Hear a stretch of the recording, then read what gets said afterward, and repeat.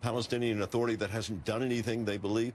They're angry at the international community, which they don't believe is doing enough to try to stop the deadly killing. And then they're angry about their own situation. So it's been simmering for a long time. Now it's starting to boil and starting to boil over. You know, those of us who remember the first Intifada, the second Intifada, there are some who are concerned there could be a third Intifada. Right. As you heard Ben Wiedemann suggest that maybe that's what a lot of people fear. They are saying that on the streets openly. It seems that that is a potential reality. There is talk of more violence tonight. Right now on the streets, we're being told it's only skirmishes, but there are fears that this could turn into an all-out conflict there. And Martin, stand with me for a moment. I want to go to Carl Penhall right now. He's in Gaza. I understand, Carl, there's some explosions where you are. There's certainly some kind of activity fairly close to our vantage point. We've just consulted with our security consultant. He believes that maybe it was a 50 caliber heavy machine gun firing just 1 or 2 rounds, perhaps ricocheting off something.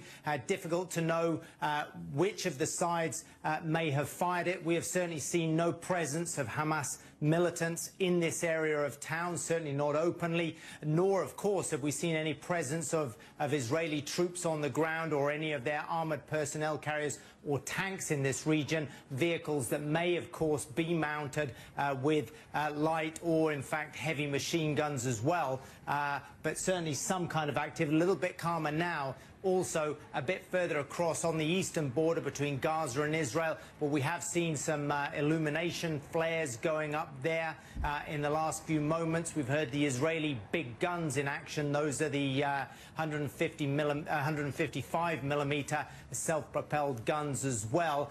Who knows really what is going on there? Is this perhaps Israeli ground troops positioning themselves so that they're in a good position should that 12-hour ceasefire window come into force tomorrow? Of course, as well, what we're looking for here is to try and hear some response from the Gaza militant factions to see if they're going to respect that 12-hour ceasefire, to see if finally Gaza is going to get a little bit of calm, at least even just for a few hours, Wolf.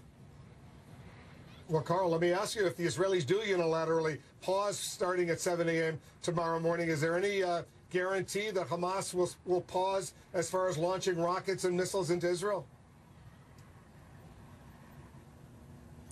Well, I think that's what we've got to look at. Let's look at the past experiences of the past few days. And when we had, I believe it was a 5-hour ceasefire, the first one that came in, there were violations on both sides. Who broke that violation first? Well, the Israelis would have us believe that it was Hamas, and really that does seem to fall in line with what we observed from the Gaza Strip as well. Perhaps rocket fired into Israel were the first to breach the ceasefire then, and that provoking some kind of reaction from Israel, at least according to Hamas fighters. We're going to have to keep a close eye on it.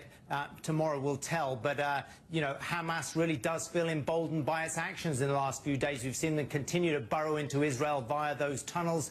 We've seen them continue to fight hand-to-hand in some of the neighborhoods, especially in eastern Gaza, with the Israeli soldiers. They may want to try and continue to press what they clearly believe is somewhat of an advantage, Wolf. All right, Carl Penhall in Gaza. We'll check back with you. And Martin Savage, who's still with me. Did you get the sense the Palestinians who were protesting on the West Bank, do they actually support Hamas? You know, many of them believe that Hamas is doing something that the Palestinian Authority has not been able to do, and that is strike a blow against Israel. So I think that there is a growing sentiment that if no one else is going to step in and try and stop this conflict, then Hamas is the one that is doing the most. They do seem to be showing up in greater numbers supporting Hamas. Savage is with me. You're going to be here for the duration of whatever is going on. We'll stay in close touch with you. Be careful out there as well.